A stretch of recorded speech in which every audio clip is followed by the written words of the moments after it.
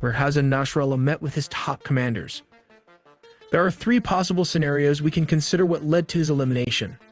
The first scenario involves a tip-off allegedly provided by external spy agency, giving precise coordinates for dropping multiple bunker buster bomb. The second scenario suggests the use of laser-guided targeting, facilitated by Israeli Mossad agents. In the third scenario, 5 years of communication hacking was used to determine the exact date, allowing them to deploy around 80 different types of weapons on these two buildings complex. We'll also look into the engineering behind this bunker buster bomb, the GBU-39 glide weapon, and the Mark 82 used in this strike, all in the video ahead. This is Dahiyeh, a neighborhood near Beirut known for being a focal point during Israeli airstrikes. One of the key landmarks here is the Hezbollah headquarters. At first glance, it appears to be an ordinary 6-story residential building, complete with a solar-paneled roof. However, there's more to this structure than meets the eye. What makes this building particularly noteworthy is its underground basement, which is rumored to contain a network of tunnels. These tunnels are believed to serve as emergency escape routes, adding to the site's strategic importance. Let's take a look at Scenario 1. Hassan Nasrallah, a high-value asset, has been in hiding for the last 4 years. The IDF was able to pinpoint the date, event, and location of a 6-storied multi-building complex where he was believed to be present. However, there were reports that an undercover agent, possibly Iranian, informed Israeli officials about Nasrallah's arrival in a car.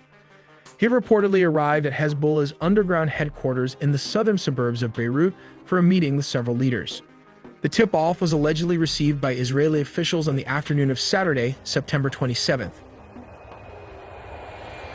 A fighter jet was expected to target and illuminate the building using its laser targeting pod, focusing on one of the specific buildings. Subsequently, a dozen of F-15 jets dropped not one but 80 bombs of various types. The tip of the spear would have been the bunker buster bomb that can penetrate through this 6-story building, leveling all 6 structures to the ground and in the process eliminating Hassan Nasrallah in the action. Let's consider Scenario 2. If an Iranian spy had not assisted the IDF, a Mossad agent or soldier might have been nearby, confirming Nasrallah's location or possibly illuminating the target with a ground-based laser. In this case, GPS coordinates would have.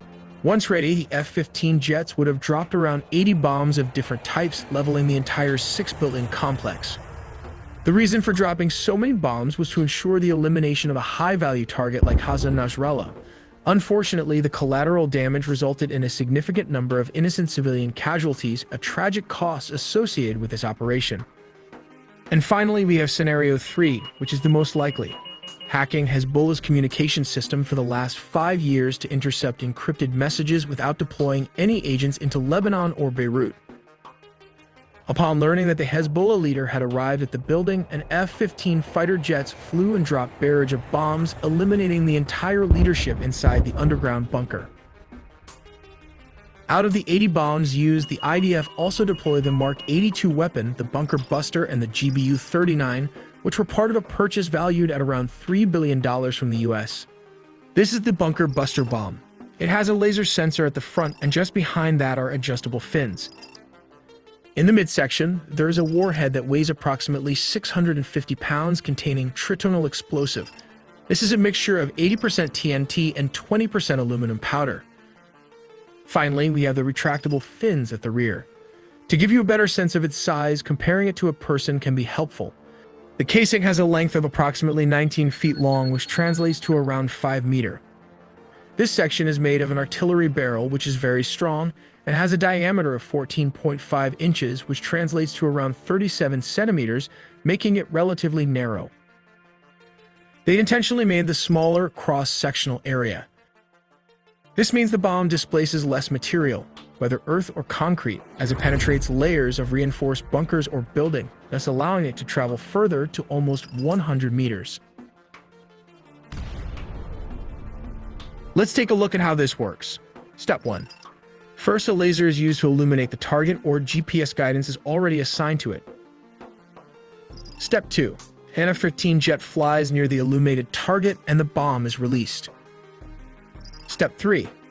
Once the bomb is dropped, the guidance system at the front connects with the tail and fins. This enables the bomb to make precise adjustments, guiding it accurately to its target. Step 4. As mentioned, this is a bunker buster bomb designed to penetrate around 6 meters of reinforced concrete bunkers and can travel up to 100 feet of soft ground or buildings. Step 5. In the past, the GBU-28 has been equipped with a delay fuse like this one, allowing it to detonate after